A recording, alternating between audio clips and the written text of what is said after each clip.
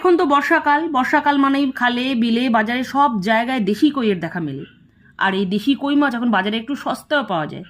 আজ তেমনই কই মাছের পেঁয়াজ রসুন ছাড়া এক স্বাস্থ্যকর ঝোলের রেসিপি নিয়ে এসেছি। প্রথমে বাজার থেকে দেশি ডিমওয়ালা কই মাছ এনে ভালো করে ধুয়ে নিলাম। ধুয়ে মাছগুলোকে নুন হলুদ মাখিয়ে এবার কড়াইতে তেল গরম করে মাছগুলোকে হালকা ভেজে নিলাম। জ্যান্ত মাছ তো, তাই এই মাছটা কিন্তু একদমই বেশি ভাজা চলবে না।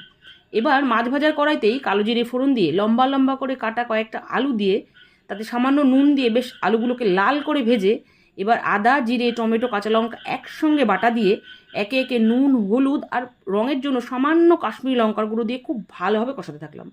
জ্যান্ত মাছ, তাই এই রান্নায় কিন্তু আমি কোনো পেঁয়াজ রসুনের ব্যবহার করিনি। তোমরা চাইলে কিন্তু পেঁয়াজ রসুন দিয়েও খেতে পারো।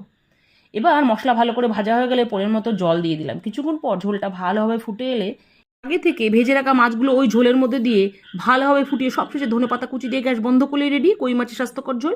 বাস, দুপুরবেলা গরম গরম ভাতের সাথে এরকম একটা জ্যান্ত মাছের ঝোল নিন আর মাছটা ভাঙুন, দেখুন ডিম একদম মাছের মধ্যে, তাহলে এক ঝোল দিয়েই দুপুরের খাওয়াটা